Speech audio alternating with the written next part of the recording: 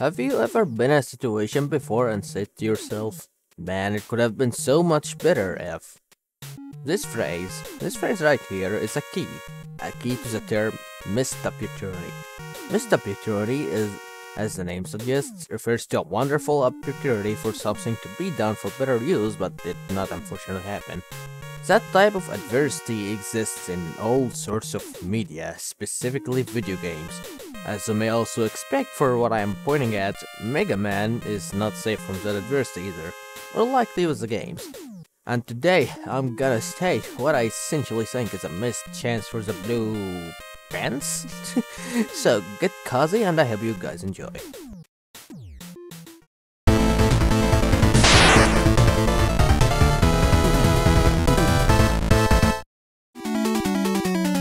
Starting with something I despise, Mega of the Man 3. Obviously, it's not the game as a whole that is at fault, but rather major flaws in the game that severely limits the experience. An experience that could have been much better. The game is considered to be the buggiest in the series. Lots of glitches and exploits were and still are on the table. Some bugs here and there deteriorate the games visually and practically, and a slowdown that is worse than a return to walking on a vacation day. And I swear, the hitboxes of almost everything seem wacky. All of this is because of the game itself was rushed. Even stated by the game's manager, the ideas and the game's function were left unpolished. And yes, ideas. The game had a distinct approach, but it was never obvious at first glance.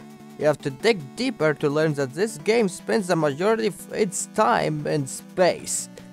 Meaning that you were tackling down stages that don't seem like they belong in space, but are in space. Well, except for Gemini Man. And you didn't even know about all of that. And then you get to the idea of having Doc Robot in the game. The idea is neat and all, but I don't think it was ever executed well.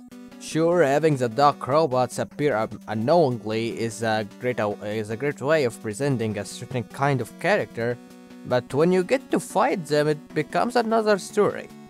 Few of those fights are unfair, like Doc Quick and Doc Woods, and some are fine, but in my opinion, I think they could have been much better than just 8 Doc Robots spread out in 4 stages inconveniently. Oh, and this is a game that introduced us to... Smooth move, Pinhead! Proto-Man, Mega Man's fatigued brother. If he had been introduced in Mega Man 4 or specifically Mega Man 5, since he is treated more like a villain there due to Darkman disguising himself as him, then it would have been much better. The Proto-Man in here plays a role that is vague at first glance. On rare occasions he helps you, and on other occasions he attacks you. It was never clear if he was trying to help you or not, which is fine for a character story, but having no context involved is utterly bizarre. After defeating all of the Doc Robots, he is first referred to as Brakeman, but with a slightly different helmet design.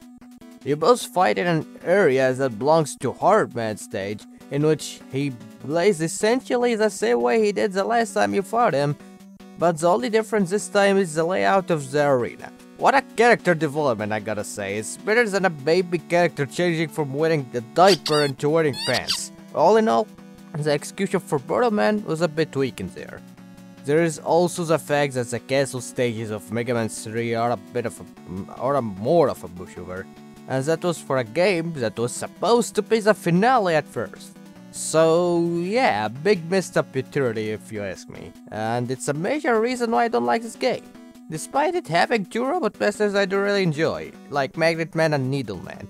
What else can I say other than society?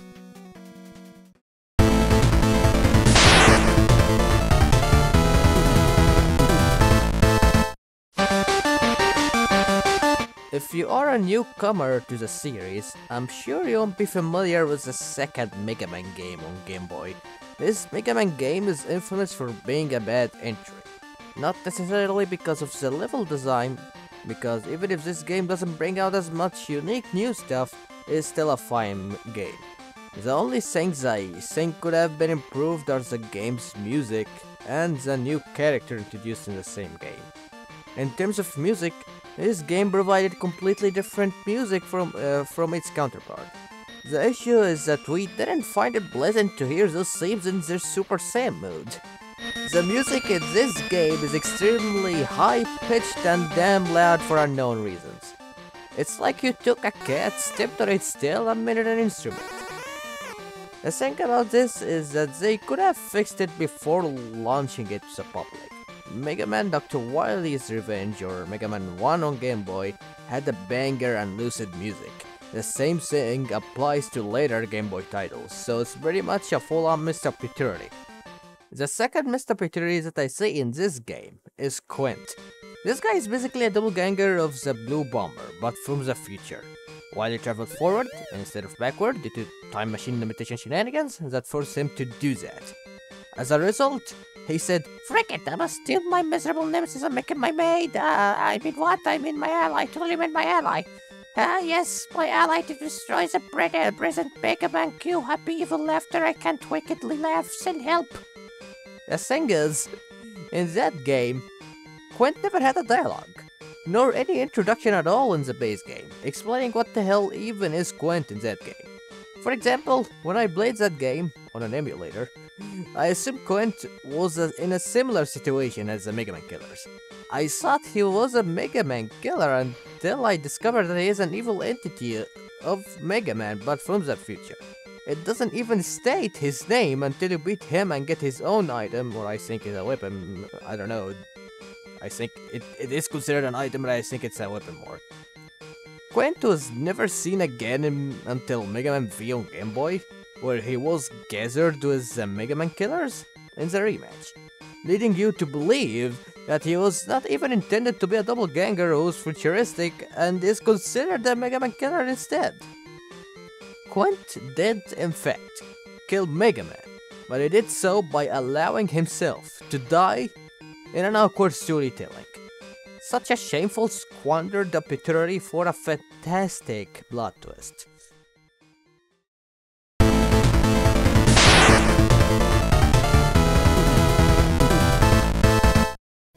One of my personal favorite Mega Man games, Mega Man V on the Game Boy, is such a refreshing Mega Man game concept-wise.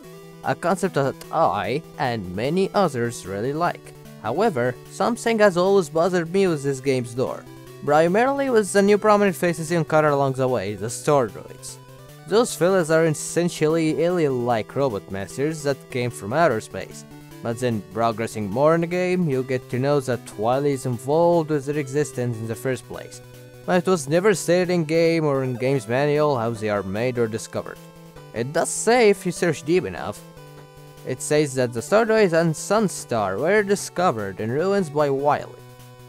It sounds plausible to someone's ears, but only if you do research. It's not shown or told you in game or anything. If the game claims that they came from outer space, but then shows that Wily was the one who brought them to Earth in the first place without stating how, it would make you only think that Wily was the one who made them up. It makes sense if if they are truly discovered, but their designs do not fit what you would consider ancient. In this case, what I'm trying to say is that something was left out to explain their lore, despite the fact that this is the most unique set of bosses for the classic series. At the very least, I think not knowing Sunstar's origin is fine. He's not a Star Droid, nor do I think he's a robot master, but considering his unbearable power and rule, it only makes him more unique and fitting for a final boss.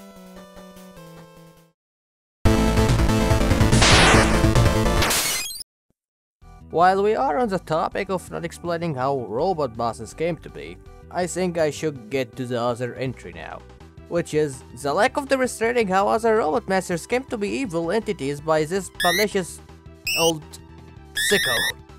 Some games explain and sometimes show how robot masters started being evil, like Mega Man Powered Up, Mega Man 2. It states that in text like an introduction. Same for 4, 6. Well, it doesn't say that in 9, it says that after defeat all of them. But it does say in 9 and in 11. In Mega Man 5, you get to know that those robot masters were made by Wily for making the Darkman, since they were framing Darkman for. And yeah, you do get to see that the first set of Robot Masters from Mega Man 7 was preserved in capsules after Wily's lab sprung to life. Then you get to see the other 4 Robot Masters from 7, Slashman, Springman, Shademan and Turboman respectively. Those guys appear unknowingly after the mid-stage, with no elaboration and no cutscenes of how they came to be.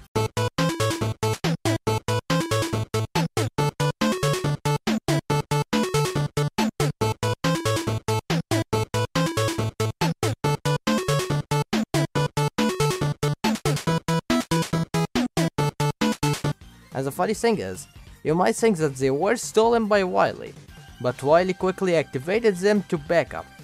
But after further investigations, you discover that all 3 of them were created by Wily, with only Shademan being the lone stolen one. The first set is the opposite, funny enough. Junkman is the only one made by Wily, while Freeze, Burst and Cloudman are the ones stolen. The issue there continues as well in Mega Man 8 and Mega Man Base. Mega Man 8 is kind of the same as 7, albeit a bit more complicated to distinguish. For example, Mega Man 8's manual states that Tankman was created by Wily, but then in Mega Man Base CD's description, it states that he was an experimental robot that can generate artificial typhoons and was modified by Wily. So what are we to believe here? And then you have the case of King in Mega Man Base. Some of the robots followed him, including a Dr. Light Robot Master. I suppose King did create Pirate Man, but it explicitly states that he made Groundman at least. Also King, fun fact, King duped Birder Man into believing that he needed to start a forest fire every day or else a self-destruct device would cause him to implode. Poor Birder Man. Later in the line, Rockman and 4-Day, Challenger from the future, shows us that the major robot masters and Grey Devil are dimensional robots that follow Rockman Shadow. That in Mega Man 10, Wily specifically infected the robot masters to do harm and go on rampage. Perhaps you could say it's a special kind of Robo-Wenza that he sprayed it to them. Because if it was a normal Robo-Wenza, Rule could have harmed Light Slab as well. And looking back, you'd think that this set of Robot Masters was created by Wily in Mega Man 3, right? Well, nope, they were technically made by both Light and Wily, except for Shadow Man. And Mega Man 3 doesn't say anything regarding that, which adds to the first entry regarding this video.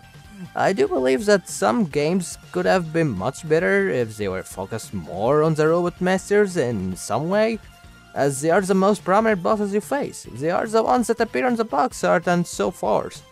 Speaking of which, we need to make I Can't Find My Keys Man a prominent character. Man has the talent for that prominence.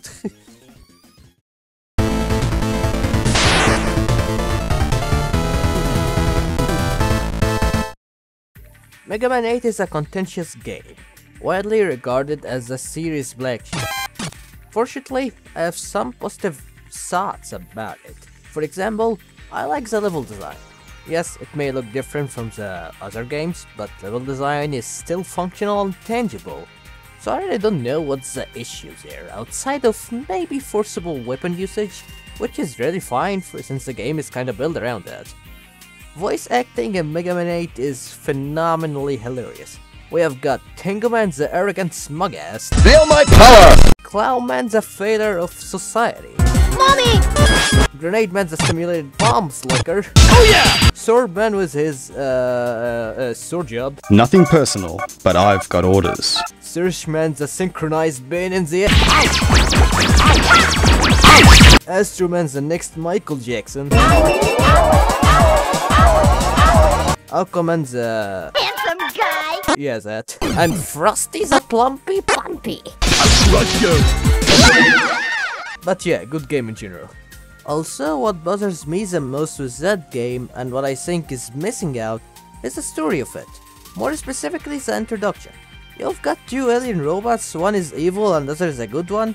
After a good few minutes of showing them, they end up crashing to Earth. Light repairs the good one, resulting in creating duo, and Wily takes on the evil one. When you go further in the story, you will notice that Wily merged his genius with that evil energy. He supposedly used it to empower his robots, and more notably with Base, to be able to rule the world and all of that shenanigans that we are used to yet. What I think is missed out with this plot is that Wily gaining a new evil energy seems rather pointless in this case. None of the other robot masters were seen utilizing that energy, or at the very least it was not visually telegraphed aside from Base. Only the first batch of robot masters dropped their evil orbs for blood purposes. The second set of robot masters does not drop any of that whatsoever. Even if they were only implemented but did not drop, they do not exhibit any signs of having that energy.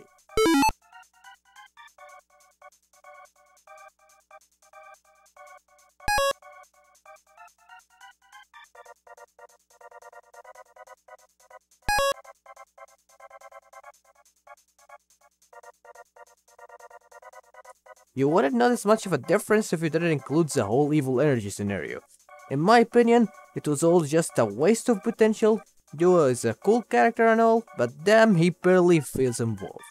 Maybe if you made those alien robots normally land on Earth, then let Light repair Duo as usual, but at the same time, let Wily try and perfect fixing that evil robot to demonstrate to Dr. Light that Wily has a tendency of demonstrating to him that he is more genius than him.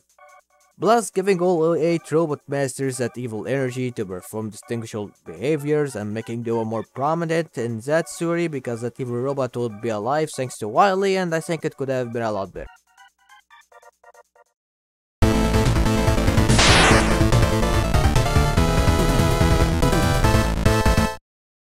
With the newest mainline installment to the Mega Man series, Mega Man 11, our Blue Pants has started to see the light of revival once again. Mega Man 11's fresh and enticing new mechanics of the double gear system as well as its graphical appearance made our minds go. The game is also convenient for newcomers, which is truly an appreciable thing since it shows that Capcom is caring for the Blue Pants, albeit maybe slowly. Mega Man 11 unfortunately suffers from 2 missed potentials as I see it. In the endgame of 11, it appears that Wily stages were supposed to have more content but were reduced to 2 stages instead. For example, the previous games had at least 3 actual Wily stages that ended with a fortress fight. You'd think the game would offer more exciting content later on, but nope. I really like the first 2 fortress stages in 11, especially because they make me feel enthusiastic. But man, it feels like there could have been more. There is a 3rd fortress stage which has a few small sections that seem pointless because they lead straight to the boss rush. So like, what's the point? Then there is the second missed opportunity of not including Proto Man or Pace as playable characters or even in the story. Most of these characters are important to some extent and were a major part of the series. You could play as Pace in like 5 or 4 games and Proto Man in 3 or 4 games. After their debut in Mega Man 10, fans speculated that they would potentially be in 11, but when 11 released and they didn't find what they expected, they assumed that they would be playable in a DLC or so, like how they were playable in DLCs in 9 and 10, respectively. But nope, the DLC was not for them, it was for an instrumental pack for the Robot Master stages, and that was it. 11 is still a great game, with its execution and lore, but if those 2 conditions were met, I think it could have been more like Mega Man 10. I personally think Mega Man 10 is the closest we get to the best of everything in terms of classic series. Not a topic for this video, but I did want to point it out regardless. I could try to make a video regarding that hopefully in the future.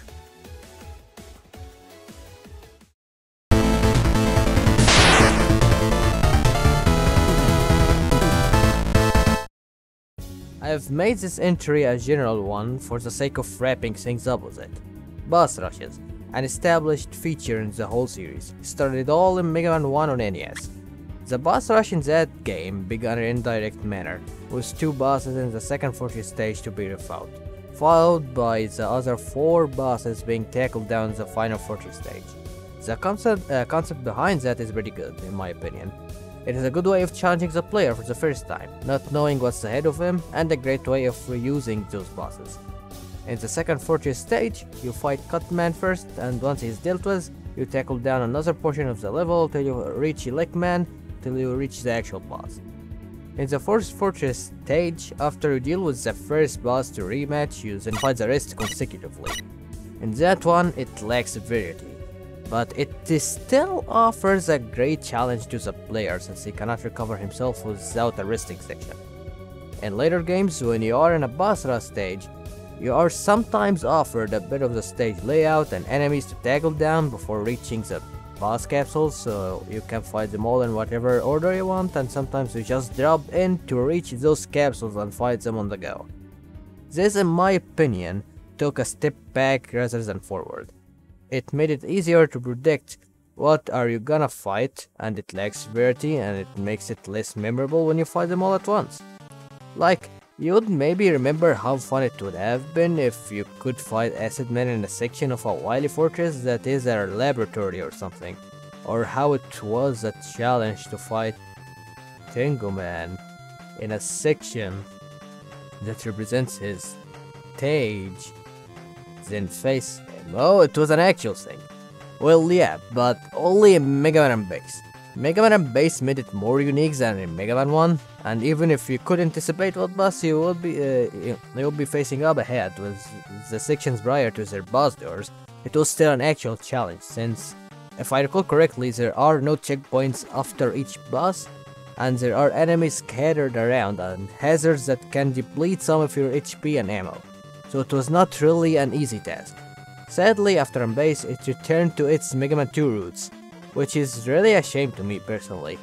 If they stayed with their method of rematching them like in Mega Man 1 and improved some details here and there after each game, then I think it could have been way better than the boring boss refights we have so far.